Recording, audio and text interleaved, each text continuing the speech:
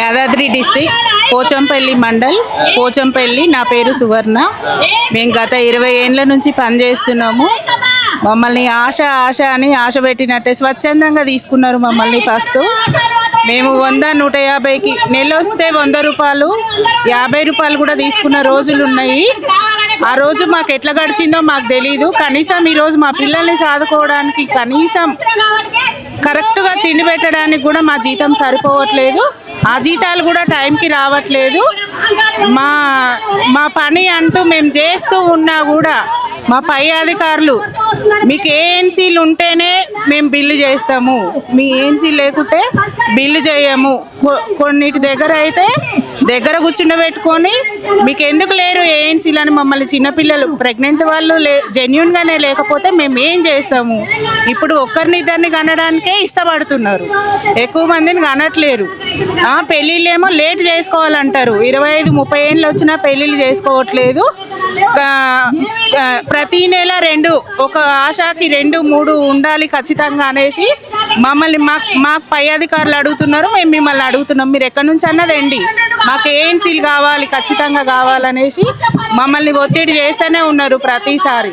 మాకు ఈ జీతాలు సరిపోతలేవు. మేనిఫెస్టోలో పెట్టిన 18,000 జీతం మాకు కావాల్సిందే. మేము ఎప్పటి నుంచో ఆశపడుతున్నాము. కనీసం ఇంకా ఎక్కడికక్కడ పిట్టలు రాలిపోయినట్టు రాలిపోతున్నారు ఆశలు. ఎవరు పట్టించుకునే దిక్కు లేదు. ఈఎస్ఐ లేదు, మాకు పిఎఫ్ లేదు, మాకు బీపీలు, షుగర్లు, హార్ట్ అటాక్లు ఎంతో మంది చనిపోతున్నారు. అయినా కూడా మమ్మల్ని ఎవ్వరు ఎక్కడ పట్టించుకోవట్లేరు. మేము ఏదో గవర్నమెంట్ ఉద్యోగం అని మేము స్వచ్ఛందంగా సేవ చేస్తామని మేము 20 ఏళ్ళ కింద వచ్చినాము. ఈ రోజులలో 50 రూపాయల జీతం మీరు తీసుకున్నారా అని నమ్మేటోళ్ళు కూడా ఎవరు లేరు.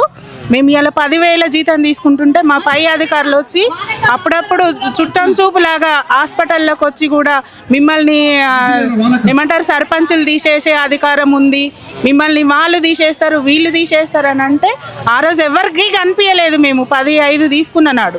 ఇలా 10,000 జీతం తీసుకొని పొద్దంతా అందులో కూర్చొని ఏ టైంకు చెప్పిన నైట్ 12 గంటలకు ఒక గర్భిణి మేము డెలివరీకి వెళ్తున్నామంటే వాళ్ళతో పాటు మా పిల్లల్ని, మా ఇల్లు, మా సంసారం ఎప్పుడు పడితే అప్పుడు మాకు ఒక టైం అంటూ లేదు. ఏ టైం కన్నా మేము వెళ్తానే ఉంటాము. అయినా కూడా మమ్మల్ని బెదిరిస్తూనే ఉన్నారు. డెలివరీకి ఖచ్చితంగా వెళ్ళాలని అంటారు. సరే డెలివరీకి వాళ్ళు వెళ్ళమనుకున్నా కానీ వాళ్ళు మా పిల్లలు, మేము మోటివేషన్ చేసినాము, మేము వాళ్ళు సురక్షితంగా డెలివరీ అయ్యి రావాలనేసి గాంధీకి వెళ్ళాల్సి వస్తే గాంధీకి వెళ్తాం, కోటికి వెళ్ళాల్సి వస్తే కోటికి వెళ్తాము, డిస్టిక్ హాస్పిటల్కి వెళ్ళాల్సి వస్తే అక్కడికి వెళ్తాము. చెకప్స్కి అని ప్రతి చెకప్కి ప్రెగ్నెంట్ వాళ్ళు ఎమ్మటి వెళ్ళాలి, వ్యాక్సిన్కి తీసుకురావాలి. మా పనులు చాలా ఉంటాయి. బీపీ షుగర్ వాళ్ళు ప్రతిరోజు ప్రతి నెల ఉంటారు. వాళ్ళది కూడా టార్గెటే ఉంటుంది. స్కూటం కప్స్ మోపేస్తారు. స్కూటం వాళ్ళు ఏమంటారు తెమ్మడ పట్టుకురావడానికి కూడా వాళ్ళు రావట్లేరు మేడం అక్కడికని అంటే కూడా మీరు సొంతంగా తీసుకొని రండి, వాళ్ళకు అడిగి మోటివేషన్ చేయకపోతే వాళ్ళు తీసుకొని రాకపోతే మీరు తీసుకురండి అని కొన్ని ఏరియాలలో అట్లా కూడా ఆశలను వేధిస్తున్నారు. కొంతమంది డాక్టర్లు అయితే మొన్న గుండాలలో ఒక ఇష్యూ జరిగింది. అక్కడ ఉన్న డాక్టరు ఆశాది కట్టు బొట్టు లోపల ఏమంటారు నార్మల్గా కట్టుకునే చీరతో సహా అన్నింటికి ఇట్లొస్తుందా ఆశ అట్లొస్తుందా ఇలాంటి మా దగ్గరికి రాకుండా చూసుకోవాలి. మమ్మల్ని గౌరవించేటట్టు ఉండాలి. ఆశలంటే ఇంకా చులకన భావం ఉంది, అట్లాంటివి పోవాలి. కింది స్థాయి ఆమె ఇంకా మా కిందనే కదా అన్న ఫీలింగ్ కూడా మాకు దూరం కావాలి.